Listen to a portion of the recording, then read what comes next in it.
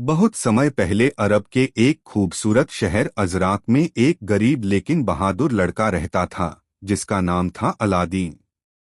Aladdin अपनी माँ के साथ एक छोटे से घर में रहता था। वह थोड़ा शरारती जरूर था, लेकिन उसका दिल बहुत साफ था। वह हमेशा सोचता था कि एक दिन वह अपनी गरीबी को खत्म करेगा और अपनी माँ को खुश रखेगा। एक दिन जब अलादीन बाजार में घूम रहा था, तभी एक अजीब सा बूढ़ा आदमी उसके पास आया। उसकी आंखों में अजीब चमक थी और वह काले कपड़ों में था। वह असल में एक खतरनाक जादूगर था जिसका नाम था जाफिर।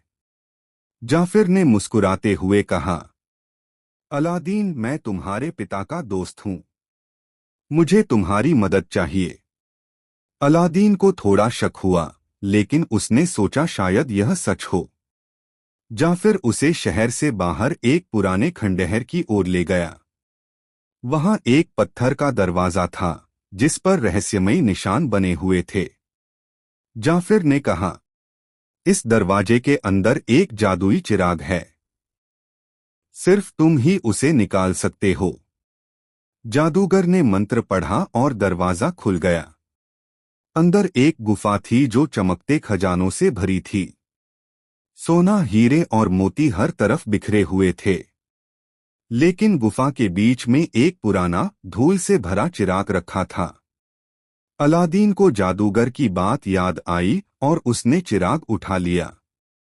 जैसे ही वह बाहर आने लगा, जाफिर ने लालच में आकर कहा, पहले चिराग मुझे दो, फिर मैं तुम्हें बाहर निकालूंगा। अब अलादीन समझ गया कि जादूगर धोखेबाज है। उसने चिराग देने से मना कर दिया। गुस्से में जादूगर ने गुफा का दरवाजा बंद कर दिया और वहां से चला गया। गुफा में फंसा अलादीन बहुत डर गया। वह बाहर निकलने का रास्ता ढूंढने लगा। अचानक उसका हाथ चिराग से टकराया और उसने उसे साफ करने के लिए रगड़ा।